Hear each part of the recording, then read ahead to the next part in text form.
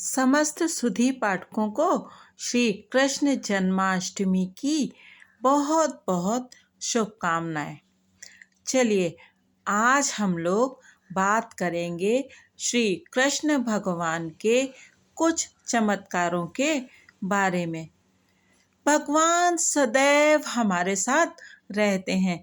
जब हम जीवन से निराश हो जाते हैं या कठिन परिस्थितियों में पड़कर सारी आशा छोड़ देते हैं, तब कहीं न कहीं किसी न किसी रूप में भगवान आकर के हमें फिर से आशा दिला जाते हैं कि नहीं, हमें कठिन परिस्थितियों से घबराना नहीं है।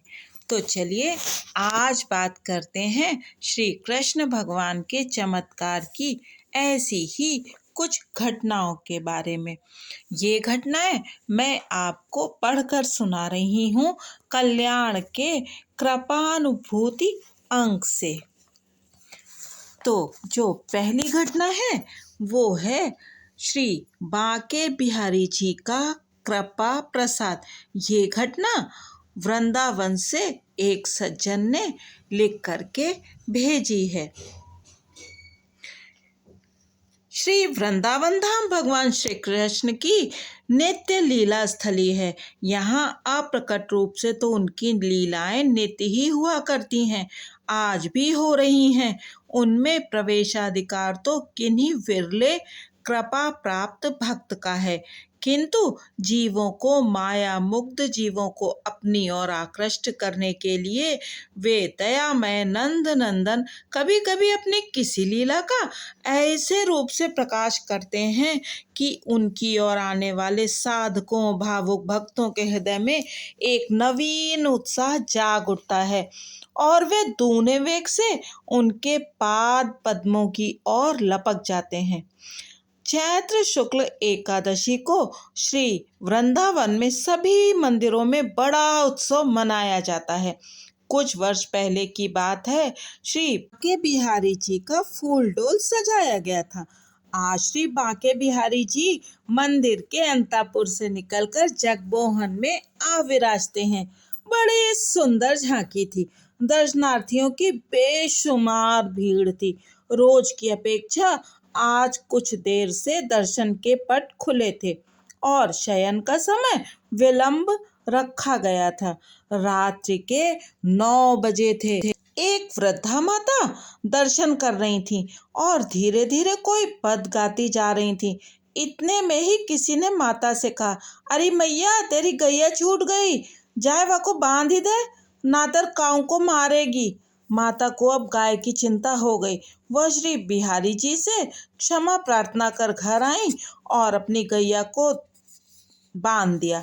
कुछ समय बाद वह फिर दर्शन करने चली गई। जब लौट कर आई तब ठीक 12 बजे थे।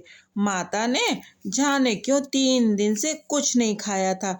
दिन के 3 बजे जब वंशीवट गई थी, तभी थोड़े से चावल अंगीठी पर रख गई थी कि आने तक तैयार हो रहेंगे, आज इन्हीं को खाकर रह जाऊंगी।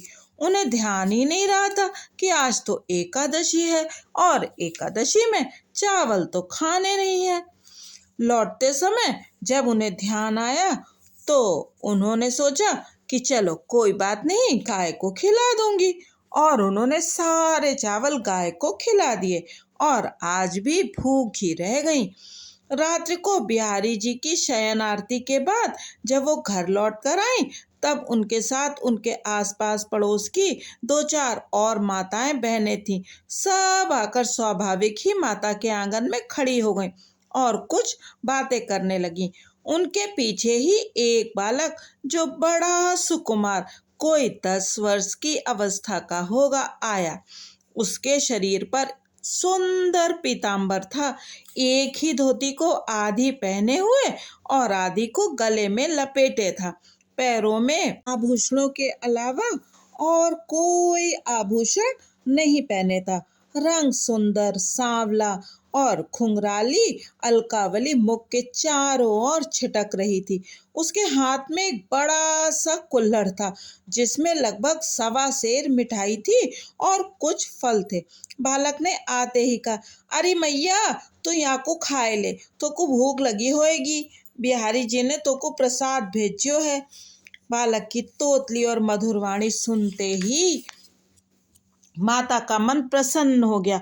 उसने पूछा, लाला तू कौन को छोड़ा है, का नत्थी को है? बालक ने कहा, ना मैं तब बताऊंगो जब तू या को खाए लेगी।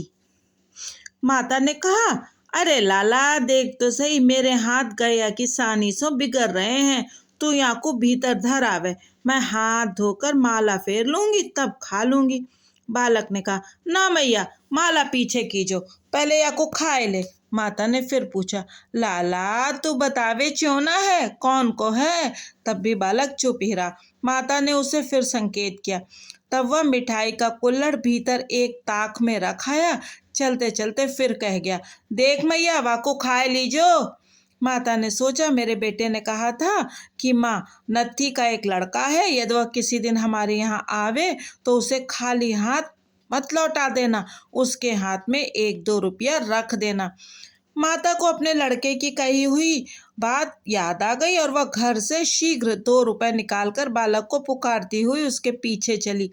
अरे लाला सुन तो सही, तू कौन को छोरा है, नेक बतावे क्यों ना? बालक रुका नहीं। उसने चलते चलते कहा, तू नत्थी से पूछ लीजो, वो मोको अच्छी तरह जाने। बालक दान गली में जाते हुए थोड़ी देर तो दिखाई दिया, फिर जाने कहाँ चला गया। माता लौट आई। उसने सोचा, कोई बात नहीं, नत्थी सुबह आवेगा ही, उससे पूछ लेंगे और तभी ये रुपए भिजवा देंगे। सुबह नत्थी आया। माता ने कहा, तेरो लाला बड़ी रात को बिहारी जी को प्रसाद लेके आयो, तने भेजियो हो का? नत्थी ने भेजा हो तब ना? उसने साफ नाही कर दी। तब माता को आश्चर्य हुआ, वह बालक किसका था। इसका पता लगाने शहर में निकली, जहाँ जहाँ उसका परिचय था और इस अवस्था के बालक थे उसने सब जगह पूछा, पर कहीं पता न चला। सबने यही कहा, अरे बावरी, आधी रात को तेरी दान गली में कौन अपना बालक भेजेगा?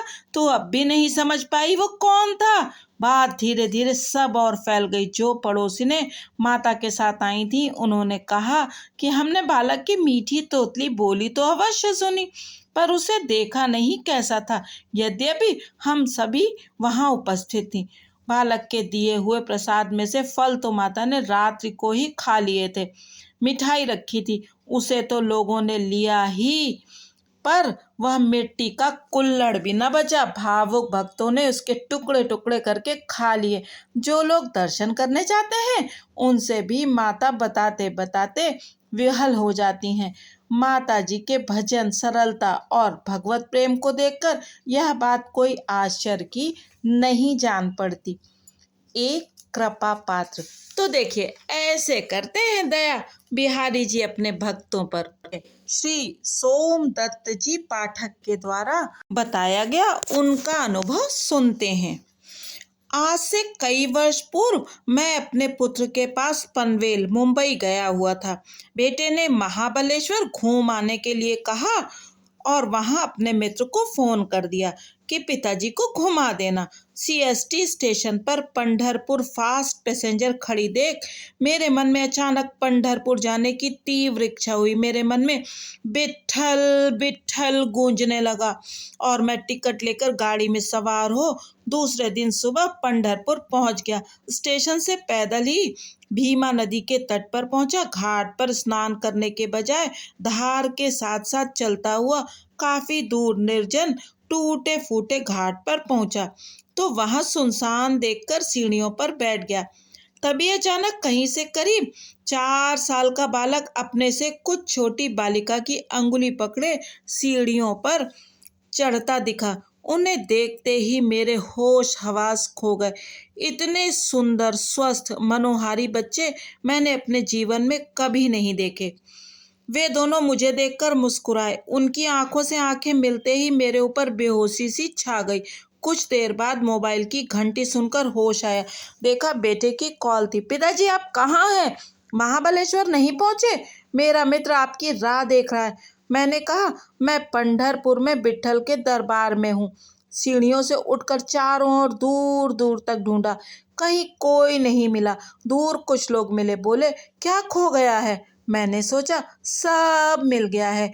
आज भी वह सूरत, वे आंखें और उनकी कृपामयी मूरत याद कर मदहोशी छा जाती है।